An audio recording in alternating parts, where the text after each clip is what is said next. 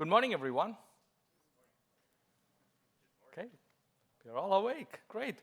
So, my name is Prasanna Balaprakash. I'm the Director of AI Programs at Oak Ridge National Lab. And welcome to the panel on trustworthiness and energy efficiency in AIforScience. This is really an exciting topic given what's happening around the world. In fact, there was a blog yesterday from Sam Altman on gentle singularity. If you haven't read, please go and read, not during the panel, but after the panel. It really talks about the impact of AI, and there are several interesting things that he mentioned. First one is energy efficiency. The second one is AI for science and democratizing intelligence and energy for everyone. So it's a very, very timely topic, and it's an important topic as well. So it's also connecting the themes that we care a lot about in HPC on energy efficiency with trustworthiness in AI, which is equally important. And these are not completely different things. And if you really look into it, it's for trustworthiness we have to pay in terms of energy, and these are becoming increasingly an interconnected topic. So really excited about this panel. So we will be covering many different things during the panel. We have assembled an excellent group of people, world experts, who will be talking about both trustworthiness and energy efficiency in AI for science.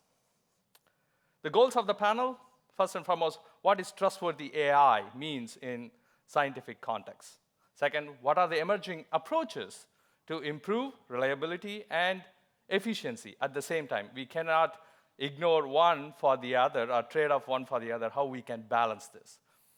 Bridge advances in hardware, software, and modeling practices, highlight how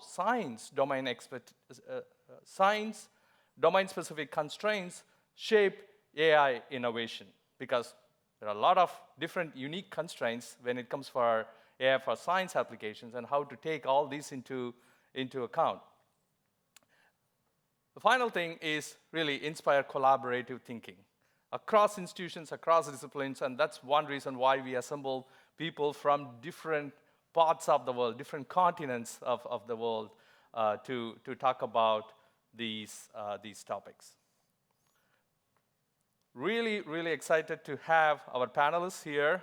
As I said, these are world-class experts and uniquely positioned to talk about both trustworthiness and energy efficiency in AI for science. They live and breathe these topics, so really grateful to have all of them as part of the panel. So we'd like to invite the panelists here to the stage. Manish Parashar from University of Utah, please.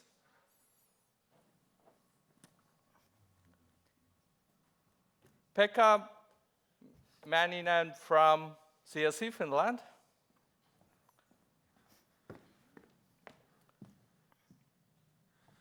Jeff Vetter from Oak Ridge National Lab.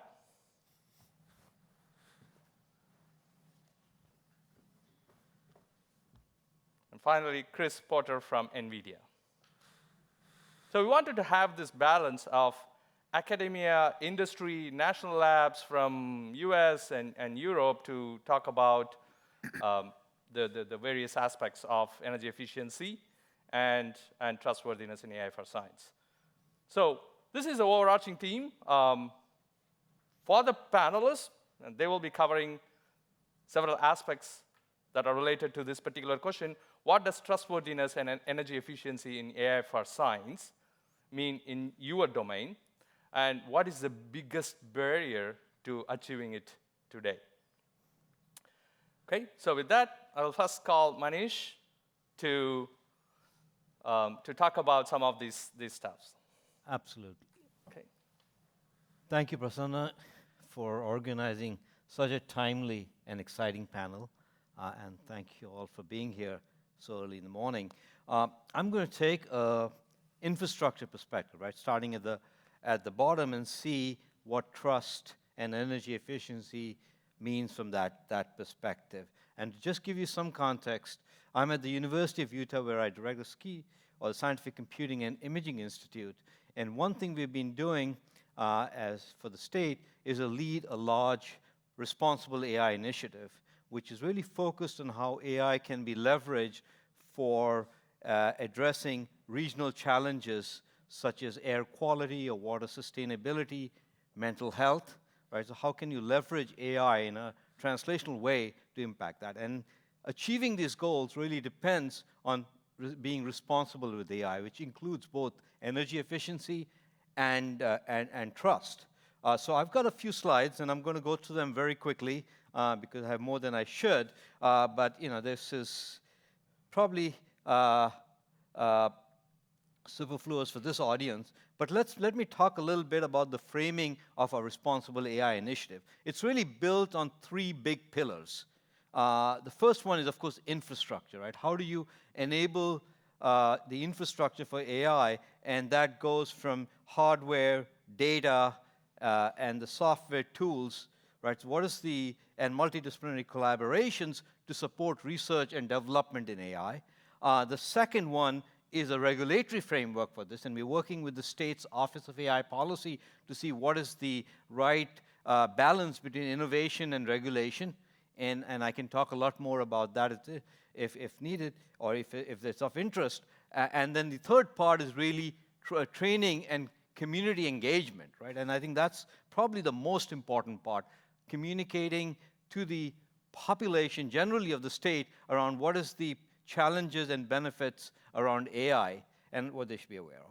And from a trust perspective and from a data infrastructure perspective, right, trust in AI really depends on the trust on the data that's going on into AI, right? And so we've been thinking about trust from a sort of three perspectives.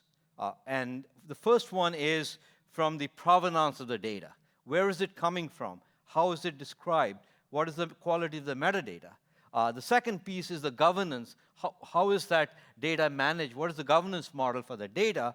And the third one is the use, right? Can people use the data? How are they using it, right? What do the publications say? What is the quality of the publications based on the data, right? And so it's only when you put the three things together that you can really define in a given context, right, whether data is fit for use, whether I can trust the data for the context I have. And context is really important because the same data set may be very valuable for one application and absolutely useless for another application, right? So how does it, for the questions I want to ask, what is the trust, right? And so that sort of graphic that sort of summarizes what we're trying to do. How do you go from usable to useful to actually used and then trusted, right? And what is that arc? There are a lot of barriers to getting this, and I don't have time to go into that, so I'm going to go quickly. But it sort of ranges on access and usability of the data, both in terms of the ability to use as well as the usefulness of the data.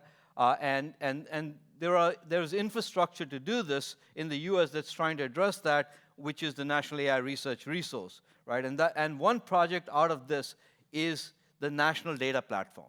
And I'll tell a little more about this and then I'll stop, right? This is what it's trying to do, is to create a data infrastructure that really provides the services so that AI models can use the data and in a way that it's trustworthy, right? So how do you build this infrastructure to go from to capture the provenance, to capture the governance, to capture the usability and the usefulness of the data within the infrastructure, right? And so one of the services that the National Data Platform is going to provide is to be able to, for example, when I search a data set, can I also find out who else is using it? How are they using it? How are the publications that use that data? What were the citations for that? All right? What are the other data sets they're using? So in addition to just finding a data set, I also find them context. And the way you do this is by being able to connect different corpuses, whether it's on publications or patents or other public corpuses that you can then mine and correlate the data so that you can provide a more holistic view to the user in terms of what the data. And that allows the user to build trust in that data. And it's a continuous process, so you keep getting feedback, and that helps you build that. Let me stop here and turn it back to you, Prasanna. Yeah, thank you, Manish. And we will move the questions to the end. So our next speaker will be Pekka. All right. You can go to the next slide. Yes. Oh, you have Okay, still you can go. Just go there. Yeah. All right. Yeah. So good morning also on my behalf. I'm Pekka Monen from CSC, Finland. I'm the Director of Science and Technology there. But I guess the role here that I've been invited here is that I lead the efforts related to the LUMI supercomputer, which is used to be the flagship supercomputer of EuroHPC, was dethroned yesterday by Jupyter. But also I lead the quite novel effort called LUMI AI Factory, which is now the biggest of the European Union AI factories that has been now announced in 3 waves. I knew that everything that immediately comes to my mind on the trustworthiness will be addressed by other panelists. So I took one focus point here that probably not going to be addressed by other ones. So I only talk about the energy efficiency and the CO2 emissions what comes to AI supercomputing. And of course, then later on the panel get back to the trustworthiness part. So Gedanken experiment. So take a project of 1 million GPU hours you applied from your in the US from Ignite or for some program and or in Europe from the EuroHPC or from the EuroHPC or some of the member states, and run it on an fictitious 10,000 GPU system, runs roughly 7 megawatts on an Limpac or under an AI workload, and assume it is somewhere here in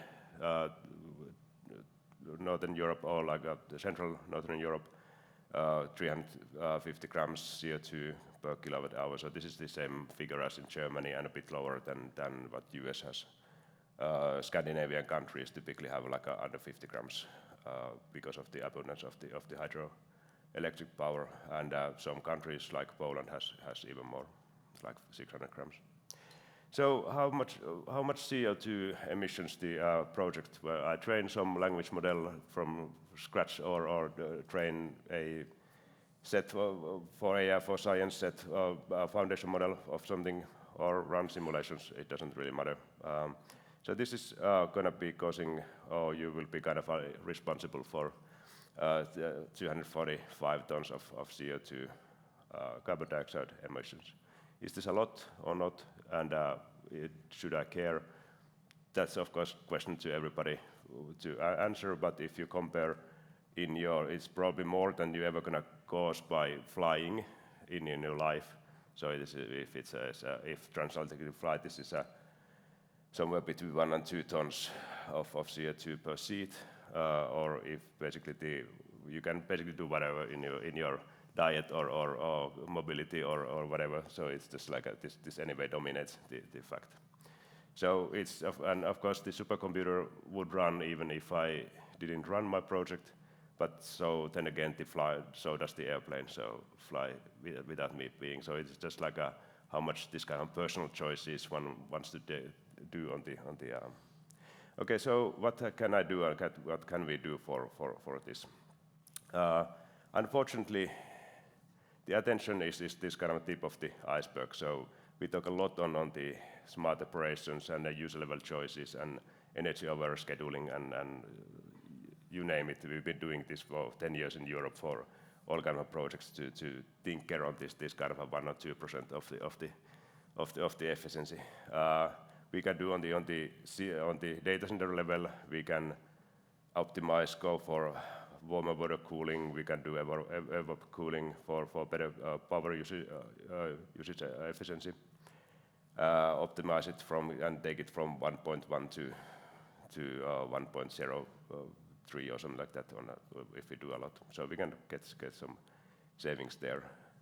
The systems have focused this kind of embedded carbon, so in the building itself and the system. So if we do like a lot of things there, do brownfield data center, so we worry this on when building the system, we may get up to 20% of the savings. We can of course move into a very efficient do for AI specific ASICs and or just go for the perhaps the next GPU generations give us a lot of more AI throughput. They will give us a lot of more AI flops per watt than the current generation and so on. But then again, getting a factor of 2 there is already a kind of a massive effort, and so moving to an ASIC would perhaps give that. However, now everything basically boils down to the what kind of electricity contract the supercomputing center has made. So moving to the CO2-free energy source on the operations will basically void this entire consideration, and so meaning we can reach zero carbon operations for supercomputers if we want. So basically, the only thing the user can actually do for if they care about this personal footprint of the AI workloads, to select the machines they run their workloads. Okay, this is basically what I had, but this is just like one food for thought for the rest of it now. Great. Thank you, Pekka. If you have questions, please start posting in the Swapcard app. You can also hold for the Q&A session. Jeff, take it away. Good. Thanks, Prasanna. Well, good morning, ISC. It's great to be back in Hamburg. I took a crack at these questions from a more tactical perspective. At Oak Ridge, we're using AI for many different things.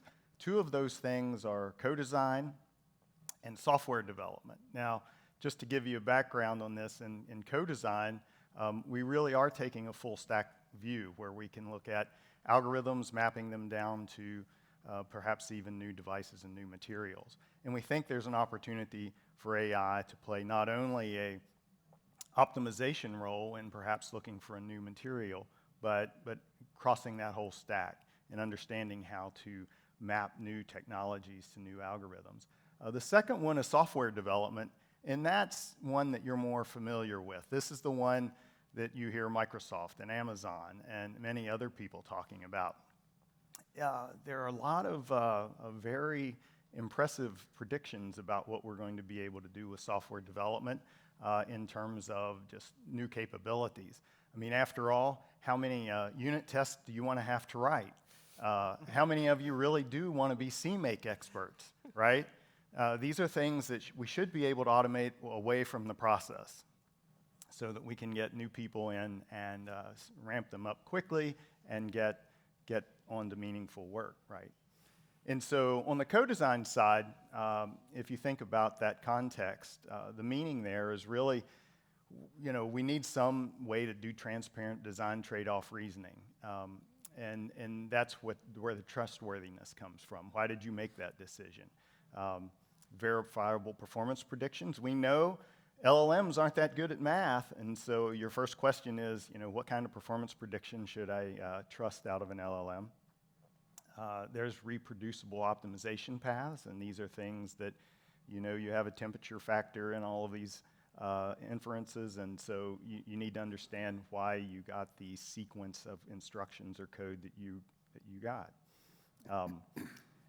And then the barriers are the limited training data. I mean, if you have a new platform that may not even be designed yet, there may not be a lot of training data for it. You may have to create synthetic data. Then there's a cross-scale optimization complexity that goes, across that whole materials algorithms stack. It's really complex just to begin with, and thinking about applying AI to it's challenging. Moving on to the software development, we're spending a lot of time on software development. The obvious challenges there for trustworthiness are scalability and correctness guarantees. Fortunately for software, correctness is something you can automate, probably. There's a performance-aware code generation that harkens back to the earlier statement about performance prediction. And then there's this domain-specific pattern recognition. So we all know and love MPI in our community. Most of the world doesn't program in MPI. And so we need to find ways to adapt to those domain-specific patterns. The barriers are just the mismatch, as I mentioned, in the hardware-software evolution. And then the training data is biased toward, Python and a few other things, right? So I want to take a quick example, and I'll breeze through this. One of the projects that we're looking at for the software development is called ChatHPC, and it's being led by Pedro Valero-Alara, who's here in the audience today. As I mentioned, some of our domain-specific patterns are not very specific, and so our goal here is to really find a way to build on what's available commercially and tune them for what we're doing. The hypothesis is that we can create some valuable AI assistants that can be deployed in a computer center, let's say, to help people answer the questions about how to parallelize their code, how to port their code from one platform to another, how to use a performance tool. Some of these are very basic items that could really improve scientists' productivity. On the right, what you see is a diagram of our current approach.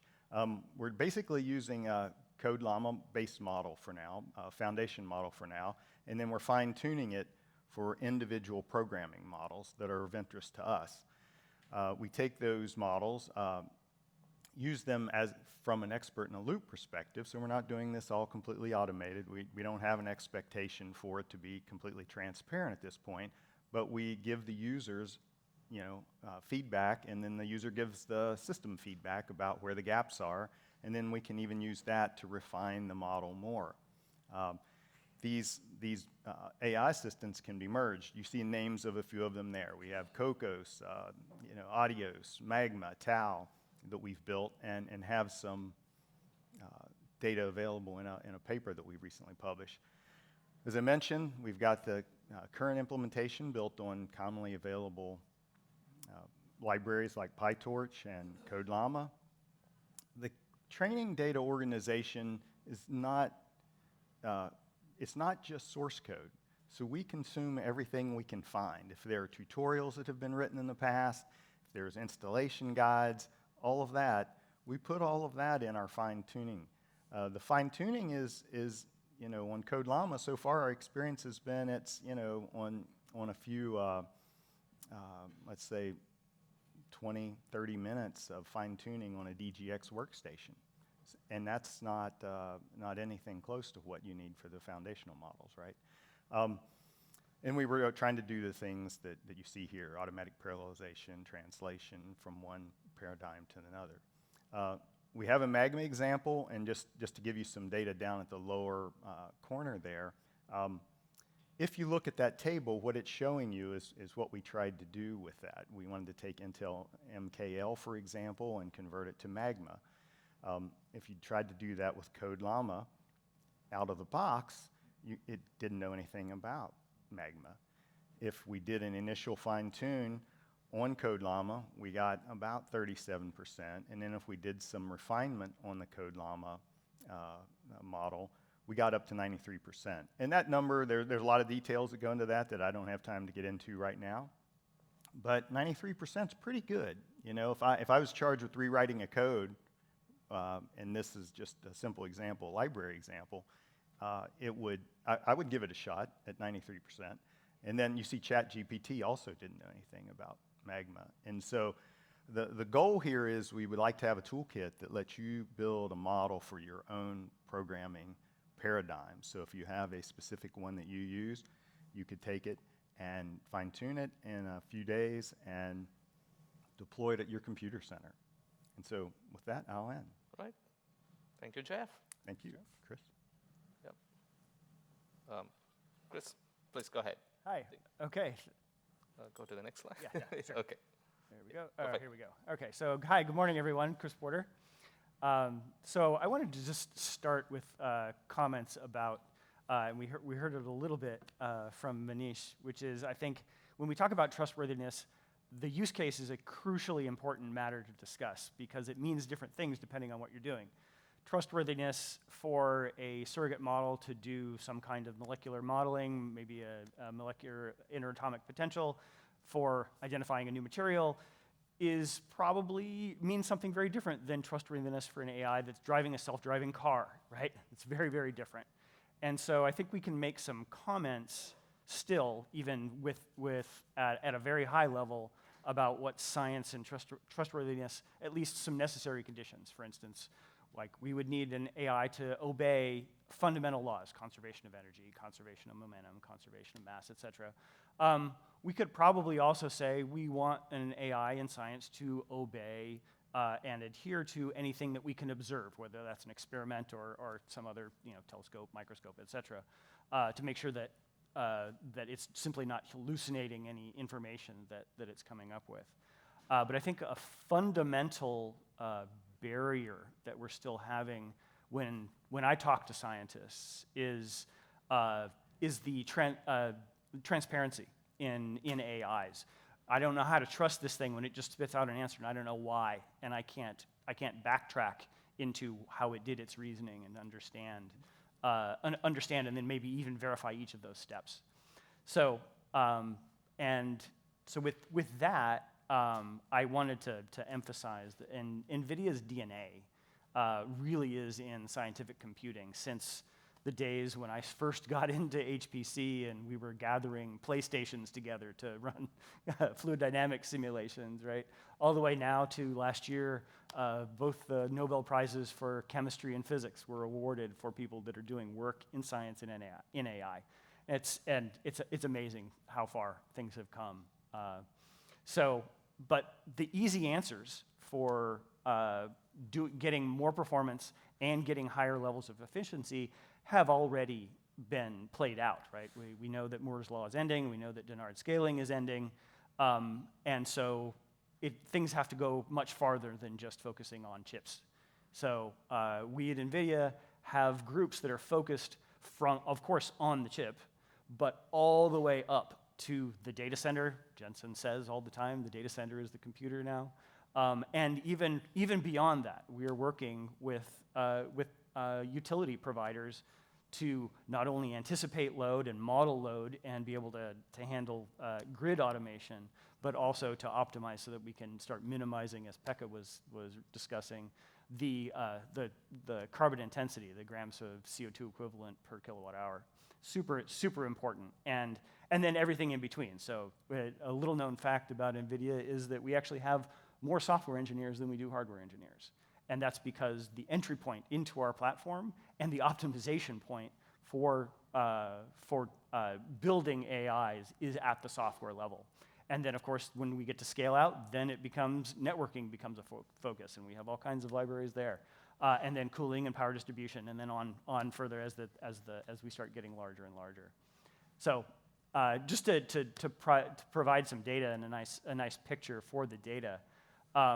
Last year, we built a model of what was sort of like a GPT-4. It's a 1.8 trillion parameter mixture of experts model that we then projected down all the way back to 2014 to Kepler, which was the GPU that the Titan system at Oak Ridge was based on, and then projecting it forward all the way to Blackwell Ultra.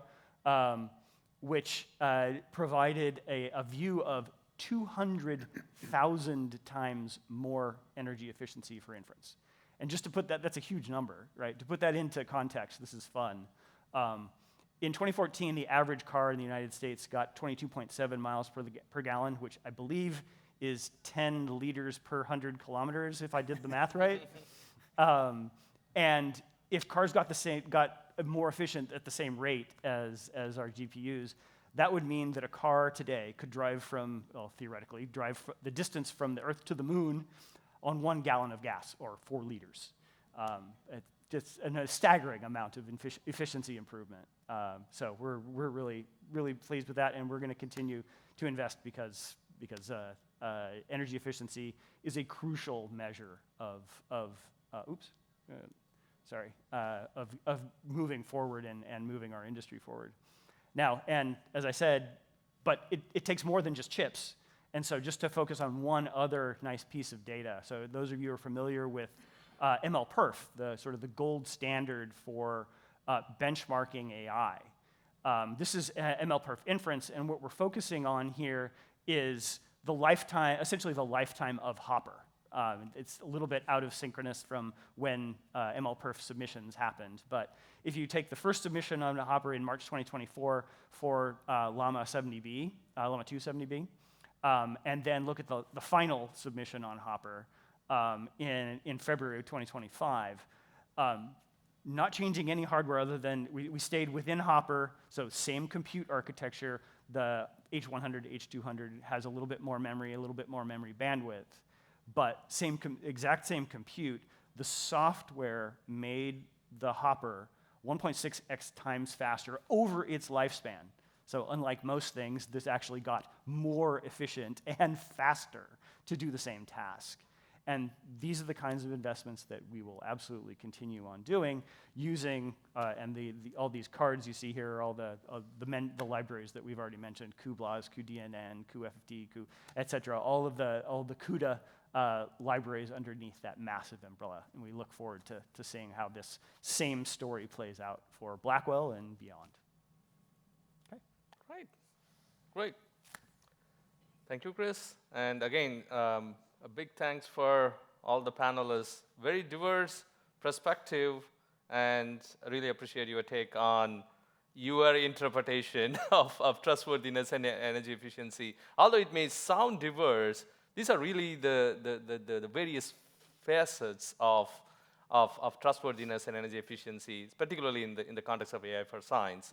So really appreciate your thoughts and perspectives. So time for questions.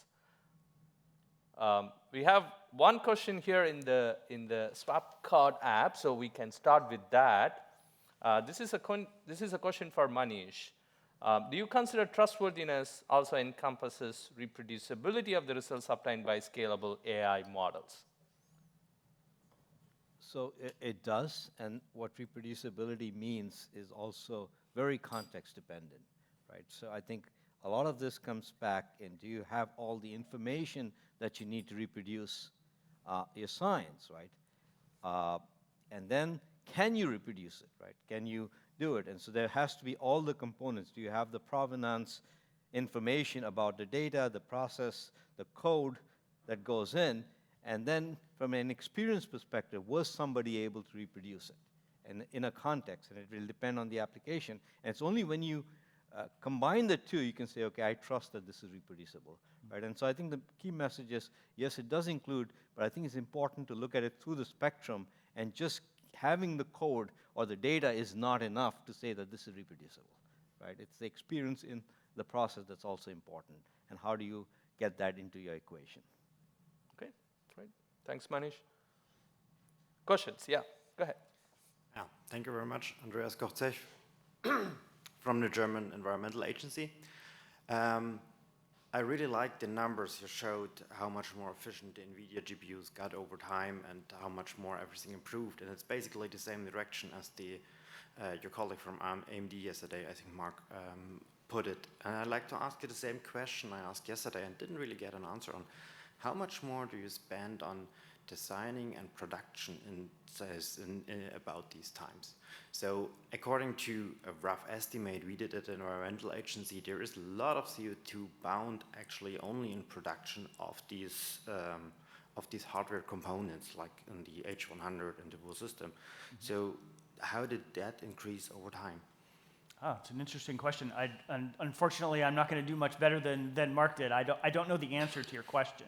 However, we do have an entire PSG team that produce reports, and I'd encourage you to go to nvidia.com/PSG, and you'll find the reports on, I believe we just put one out for Hopper, on the embedded carbon associated with producing not only the chip, but the entire HGX server. So, and it's broken down by component, including the networking, including power supply, et cetera, et cetera. Thanks for the hint. I'll look it up. And another remark from the colleague from the CSC. I totally agree. Once we get renewable energy, we get free power, and it doesn't matter as much. Still, I think we need to get more efficient in the wool process. Otherwise, no matter what we do, it won't be enough. And I do think we need to keep, as I already put, we need to keep the production costs of these systems in mind as well. I think that's really important here. Thank you. Great point. Thank you. I'm enjoying this conversation.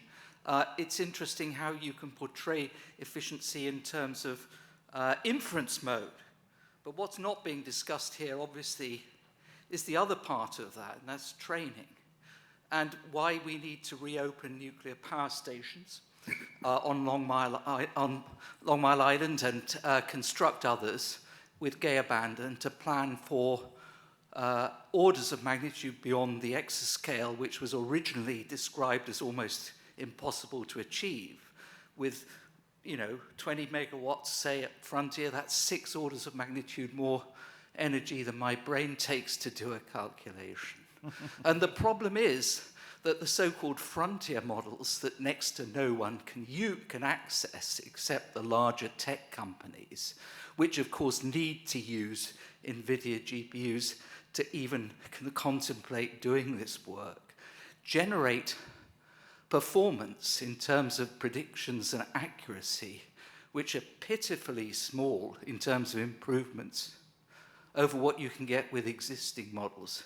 So there's something very badly wrong with the scaling of these codes. They don't scale very well. They have power law behavior where the exponents are remarkably small, and there are problems with error pileup and other things. So the difficulty with large language models is they aren't generally deemed to be very trustworthy. And contrary to what was said by one of the panelists, typically the benchmarks that these companies try to put out are on things to do with numerical work. There's much harder problems to quantify the accuracy of softer versions of reasoning, even in sciences. And when you come to conversational English, how can you tell the difference between something that's accurate and something that is inaccurate? Frankly, that's very difficult to do, and that's something that humans are good at doing. It's called bullshitting quite often. If you don't know the answer, you invent something. So there is a problem which is quite serious there. Now, I have an Insight Award that runs on Frontier, as well as Aurora. And part of what we do is some form of drug discovery where we use generative AI in combination with physics-based models, and the importance of constraining the, quote, thought process of an AI system to understand the laws of nature was made earlier, and it's essential to try to keep the predictions under control.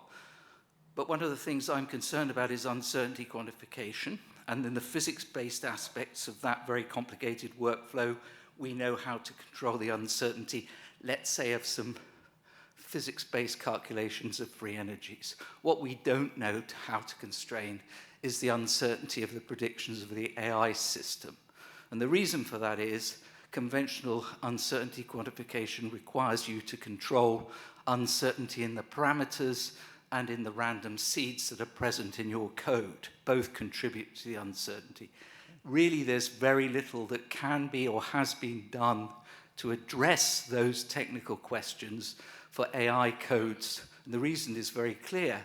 If you're dealing with a large language model, you might have to contend with 3 trillion parameters. In any physics-based model, the worst cases could be a few thousand. So again, it's orders of magnitude difference. Most of these large language models are not trained more than once because they're so expensive.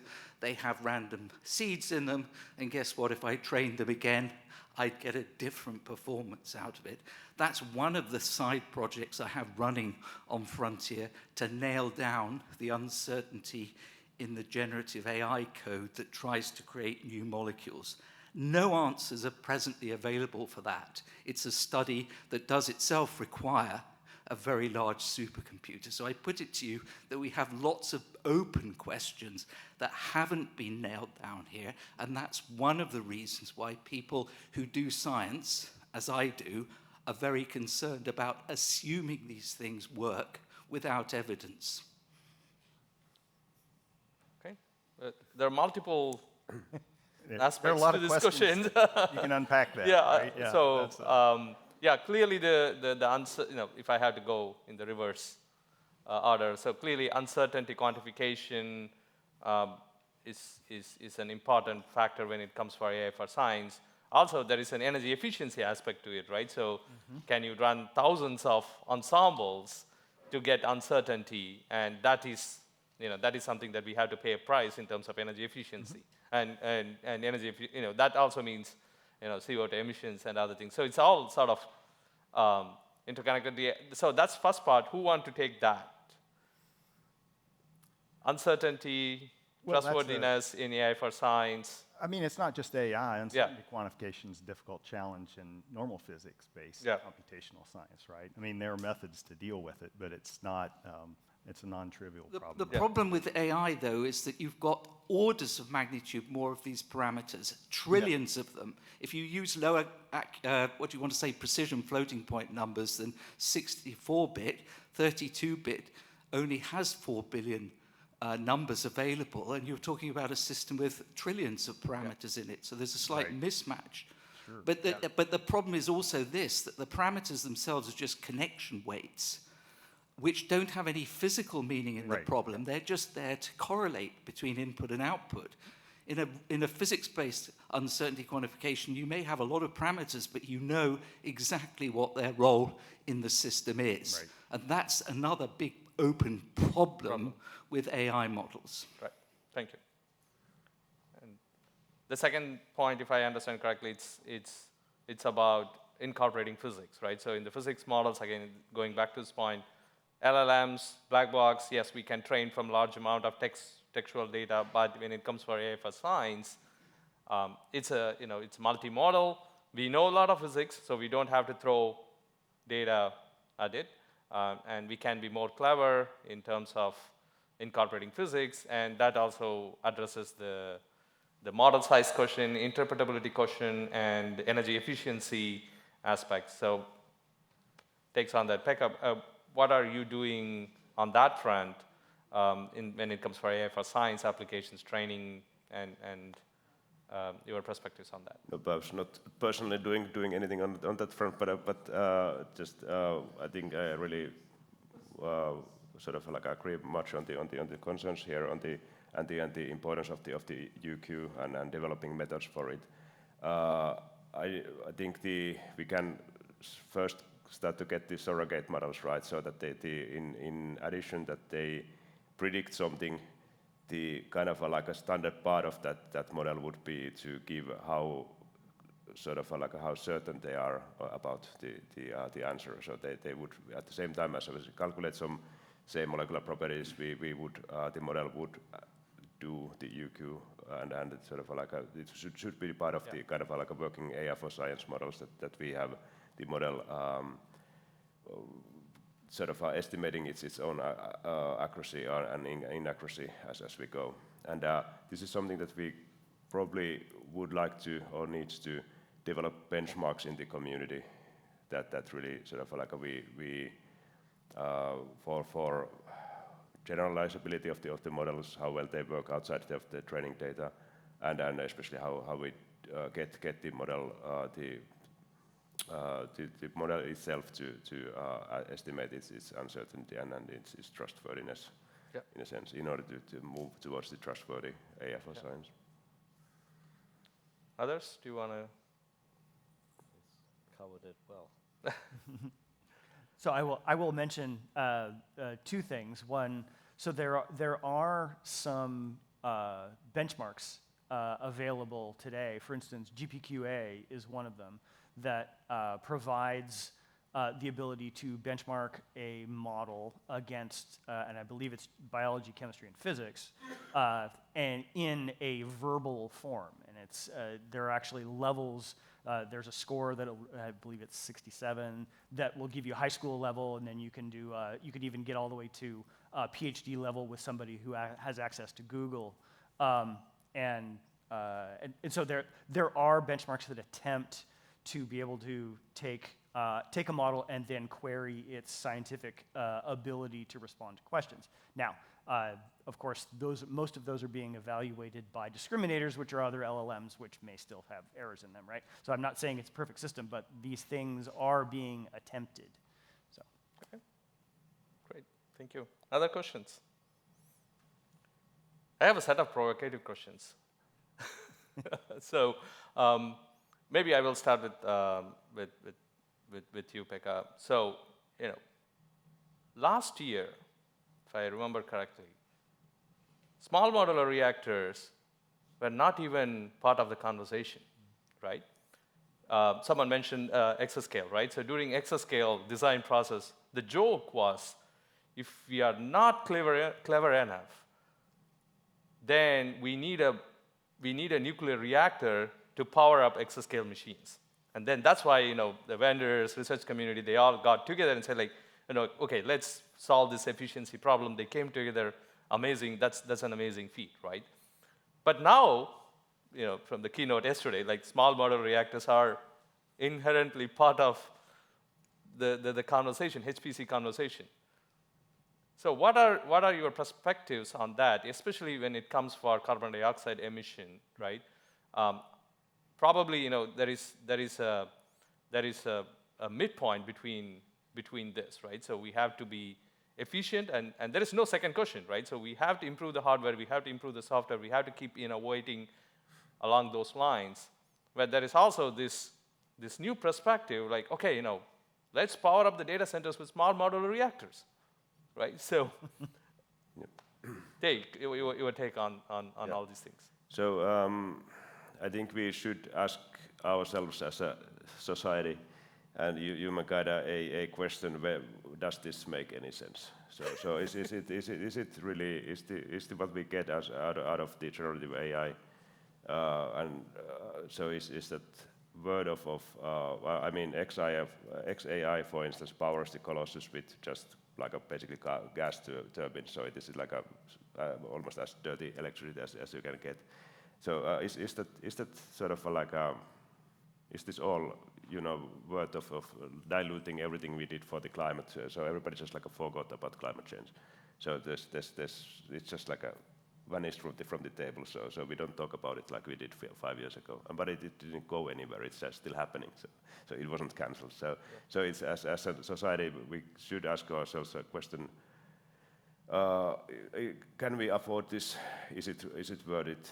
And obviously we want to still build AI tools. This is very powerful technology for science, for everyday life. So obviously we keep on building data centers. But we really need, as especially the public funded community, should really pay attention on what we advocate and how we run our systems and what we sort of tell our user and user base. Just wanted to make a point that's basically this. And so if you're a computational scientist, that's way beyond you, and anything else you do is your carbon footprint as a person is dominated by your work. So that's something that we need to show responsibility and just hope that big tech companies would follow somehow. Yeah. Others? I might pick on that, right? We often treat energy efficiency as a purely technical problem, right? How do we build more efficient energy sources, hardware, software, and it is definitely a technical problem, but it's also socio-technical. There's the human part of it, right? What do you use? How do we use AI?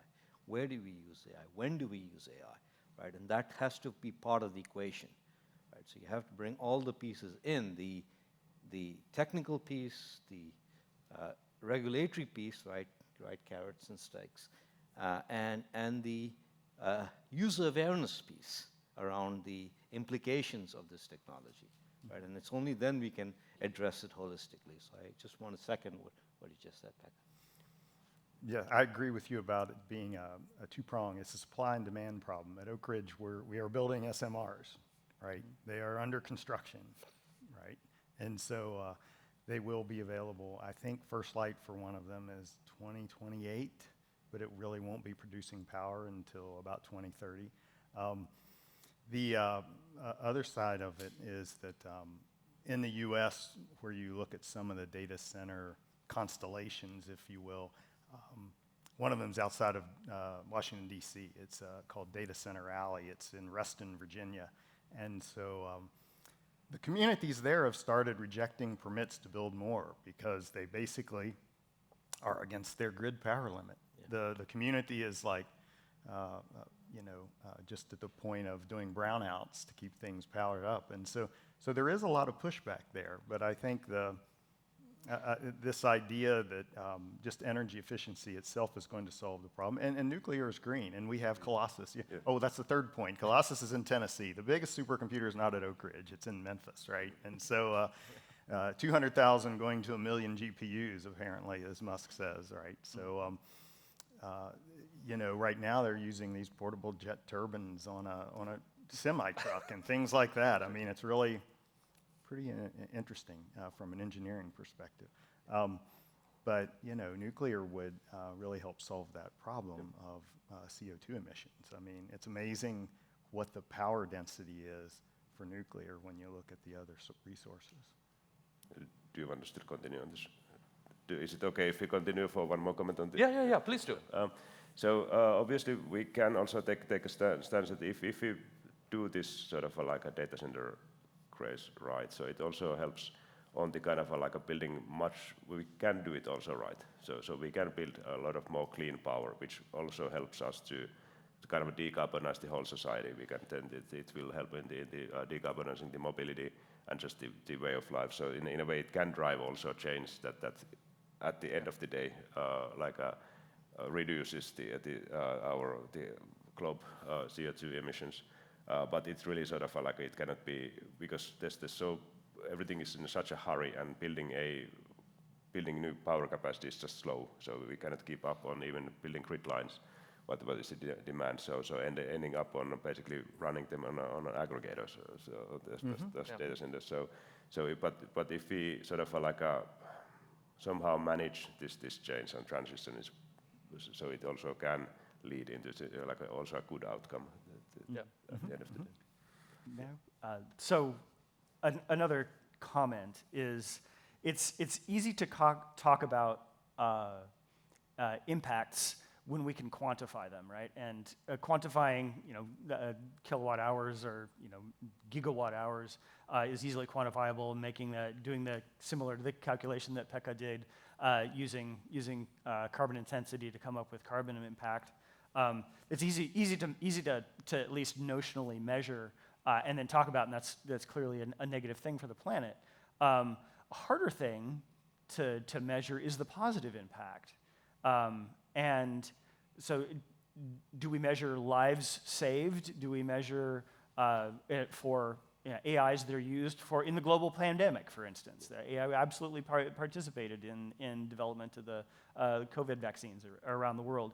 We're working with folks in California that are trying to identify wildfires via T-Mobile cameras that are on all of their cellular towers, to be able to identify fires getting started before they become conflagrations, and saving lives and saving power and saving energy associated with all of the fire engines and firefighting and all those things. So measuring those positive impacts, I think, is much more challenging because the units are all over the place, but they exist. And then, of course, there's the promise, right, of things like, various fusion energy installations, either included here in Europe, would not have achieved various levels of ignition and then neutral return without AI.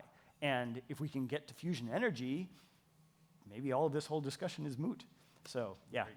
Yeah, I fully agree that we should also remind ourselves on this kind of like not only carbon footprint, but kind of our fingerprint in a sense that what we can do with supercomputers.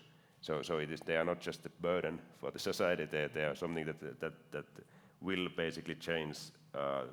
Will be the drivers for understanding climate change and its impacts and to mitigate them. They will be the tools for building fusion power and other clean sources of energy. So, and without them, we won't ever get there. Yeah. And and supercomputers and also AI for science, I think we are going to need the AI-based models in order to understand the fusion reaction and the fusion reactor well enough in order to build one. So yes, I fully agree on that. Let's keep on reminding ourselves and the society around us also, not only the negative part, but the kind of like a positive fingerprint of things. Societal return of investment. Yes. Okay. Very interesting perspectives. So we have some questions in the swap card. So I'm going to ask, if you want to ask that here, please come to the mic. Otherwise, I can go ahead. This is a question from Andrea. You mentioned during the talk that one of the focus is to make software more efficient. Do you use at your organization any AI to help in this matter? So that's probably a question for Jeff and Chris. Other panelists also can take that. So performance optimization is an area that we're working on. It's like I mentioned during my talk, a little bit more difficult than just refactoring your code or doing something like that. And so we're investigating techniques now to do that by building additional tools that we can access via the LLM to generate better performance predictions, and then be able to use that in the code generation. But it's not ready yet. But I think this is the way we need to go. I wanted to make one more point along those lines, if you'll let me. Sure, please. Okay. One of the challenges we have, I don't know what it's like in Europe, but supporting legacy languages like Fortran. They're so important to places like NERSC that I think over half their cycles are dedicated to Fortran-related codes. And yet, finding tool support, finding language support, finding new students that use these languages is a challenge. And it's not really a judgment about the language, it's just kind of the way the world's going, right? Mm-hmm. And so we might be at a real pivotal moment where, LLMs could come in and help us translate a lot of those codes to a newer language, be it, Python or Julia or maybe Rust or some new language that a lot of people are gravitating toward and have a huge following. And so we're very excited about that part. And then the performance optimization will come a little bit later. So we're working on techniques for that, but not quite there yet. So related to that, right? So the article from Dario talking about the white-collar blood bath. Yeah. Right? So we thought high-performance computing, programming these systems, these are like for special people, very smart, clever people.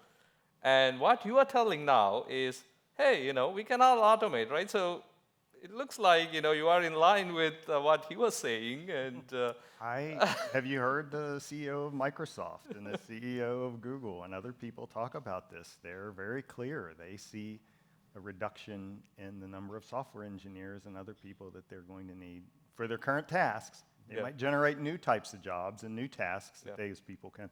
Even one of the legendary CEOs in the U.S., Jamie Dimon, who leads J.P. Morgan, just come out recently and said they've identified about 200,000 bank positions in their bank that they think will, be replaced by AI over the next decade. And so they're planning on not refilling those positions as people retire. They're just going to 200,000 people. Yeah. I mean, in one company, right? That's daunting. Mm-hmm. Yeah. We have a couple of questions here. This is a question from Surabhi. This is about, what do you think about people using AI for random useless stuff for fun? Using it to solve major world problems like climate change. Well, they focus more on developing LLMs, but there are other better applications that are actually relevant, which is very relevant to our conversation. It's AIforScience. In fact, the blog from Sam Altman yesterday, he was talking about AIforScience as the killer app for AI, right? So what are your perspectives on this? Just one comment from me. So it's very, very difficult to put a value on something that is free, right? So, or at least put a perception of value on something that is free. And so when AIs are out there, Grok and ChatGPT and all kinds, including Llama Nematron that NVIDIA makes available, right? When it's freely available, people are going to use it for superfluous purposes. Should we change that? Maybe. Let's have that conversation. Yeah, I mean, I don't think we are to judge what people do on their spare time, and I mean, is it any worse than watching YouTube or making random Google searches? So it is just a way of how we use our IT. Okay. In a way. So, but of course, what we well, I think there are different infrastructure for the AI for fun and AI for science in a way. So there are a bit different questions here. So okay. We definitely shouldn't use our supercomputers or like a Frontier and others to do anything random. But so that they should be still devoted to the tackling the hard problems. But okay. but kind of like speak on society as a full. Okay, let's go around and get the final thoughts from the panelists. So 30 seconds for each of you, okay?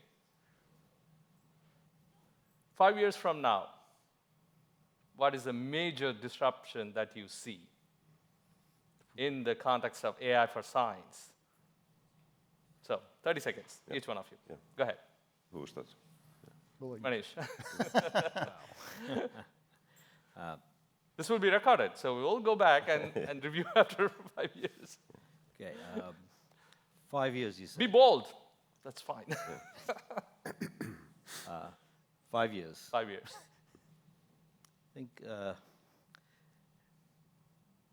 right now AI is a technology, right? But I think AI will become infrastructure itself, right? So AI is infrastructure where it's the default platform on which you do everything, right? And so you don't worry about data sets, toolkits, right? You just interface with it and use it as infrastructure like you use any other infrastructure, right? You plug in and you use it.